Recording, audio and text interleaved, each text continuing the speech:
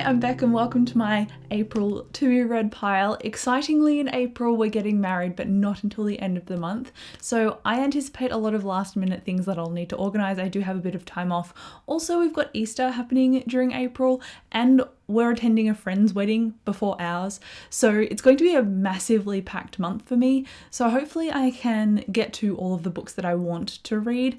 If I don't though, I completely understand and I'm packing a lot mentally into May to read instead as kind of like a safety net, I suppose. Either way, I'm excited to get to hopefully all of these books, and a few of them are library loans that are due to hit at the beginning of the month. So one of those is called Magic Strikes by Alona Andrews, and it's the third book in the Kate Daniels series, which is an urban fantasy series featuring werewolves. I think it's like an urban fantasy romance as well, and based on the first two books there is a love interest for the main character, and so I'm looking forward to seeing all of that build because I did enjoy it, but I also know that it's a long series, and given that I am focusing on a few other different series at the moment and not necessarily buying each installment of this series, I was like, I can put that off for a while. Maybe it's at my library, and thankfully the audiobook was, so I can go ahead and listen to that hopefully really soon. I've already put it off once and hopefully no one else is ahead of me too much in the queue so I can access it as soon as possible, because I would really like to start it immediately after the audiobook I'm currently reading, and I'm filming this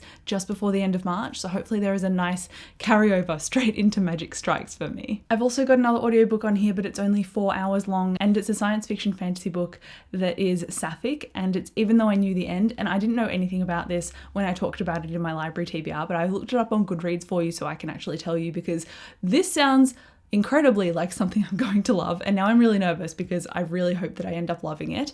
And the first sentence of it is, or at least the first sentence of the blurb is, a magical detective dives into the affairs of Chicago's divine monsters to secure a future with the love of her life. This sapphic period piece will dazzle anyone looking for mystery, intrigue, romance, magic, or all of the above. This basically sounds like sapphic Dresden Files, which is like completely so far up my alley, you have no idea. So I'm really excited about this, but it has a few weeks wait on the library loan, so I don't think I'll get this immediately, but you best believe that I'm gonna smash through this because I listen to audiobooks at 2 times speed, so this is basically like a train ride and a half for me. I could probably have this done in one day when it eventually drops, so I'm very, very excited for this.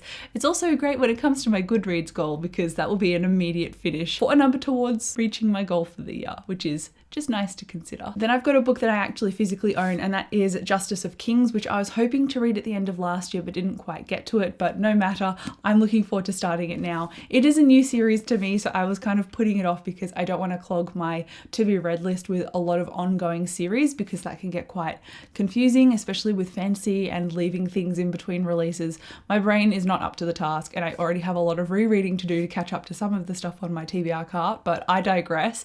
This is a story that follows a character who is a mentor and then also the mentee that's following him around. So I think the mentee character is reflecting on her previous journey with him and previous political fallout that has occurred now that she's got more of an insight into what is actually occurring. Beyond that, I don't really know much of the plot, to be honest, and I don't know any of the key players really, but I'm looking forward to starting it because I realized while watching Regan from Peruse Project's channel that there is a sequel to this currently out already. So if I finish this and end up loving it, which is really what I hope the case to be, there is already a sequel for me to pick up and continue if that happens. So that makes me even more hyped for it, because it's the worst when you start a fantasy series that is very complex and unique and then all of a sudden you've got to wait 2 years for it to release the sequel. I just forget everything, and that's why I did that Ninth House recap, because I was like, I know nothing about this now. This released so far away. And because I did that recap, so many people have loved it, and it really helped me as well get back on the front foot with reading Hellbent. And Hellbent I gave 5 stars. So it was well worth me rereading all of that stuff before diving into the newest installment, which is kind of why it turned out pretty lucky for me that this already has a sequel out. So I don't need to do any of that legwork in between. But anyway, looking forward to this, and I really hope it's going to be a 5 stars for me. Then we've got a graphic novel that I'm actually a little bit nervous about, and even though obviously a graphic novel is pretty short, I've avoided putting this actively on to be read lists for the beginning of the year because I was like, I don't think I'm going to love it that much.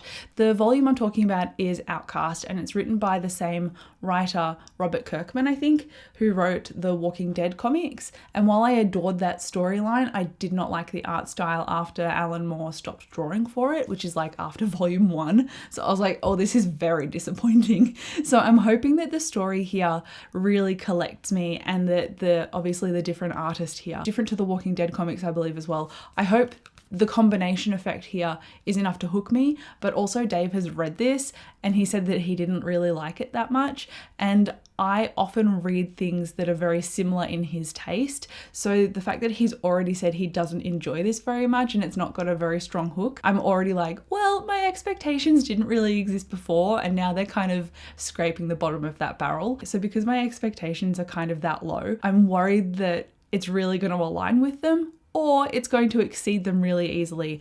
I don't know how it's going to go yet, and I'm really quite concerned actually. If it's good, then I can obviously continue. It says, a new horror series from the Walking Dead creator. Kyle Barnes has been plagued by demonic possession all his life and now he needs answers. Unfortunately, what he uncovers along the way could bring about the end of life on Earth as we know it. Which sounds really intriguing, but I don't know about the execution, so I will keep you updated. And then lastly on this to be read video, I started this in my Read It or Unhaul It vlog, and I ended up thinking I'm going to really love this book, and it is Battle Mage by Stephen Arian, and this has multiple characters in it, but at the beginning we mostly follow Vargas, who is the common soldier. There's also Belphorus, who is the battle mage, and then there's Talandra, who is a princess and spy master. So there is magic in here, there is war, there is battle. And the character of the soldier, so Vargas, even though he's not actually a magic user, he had kind of knowledge of magical objects, which is something that really piqued my interest at the beginning, because if the world building is that strong that magic is kind of infused with the world already, and non-magical characters who are at a natural disadvantage to the magical characters already have a kind of one-up on that knowledge, it's always nice to kind of see them go toe-to-toe, if that even happens. I'm not sure, but I'm looking forward to seeing how this story unfolds. I'm looking forward to seeing more of the politics involved, and I'm pretty sure this is also a trilogy, so I might be starting April and potentially May strong by starting new series.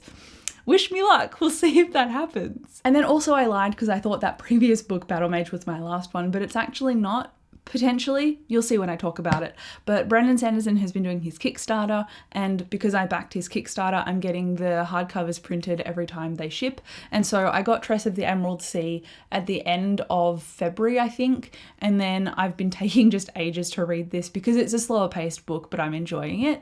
And I thought, oh, I'm gonna put his second Kickstarter hardcover on my April TBR.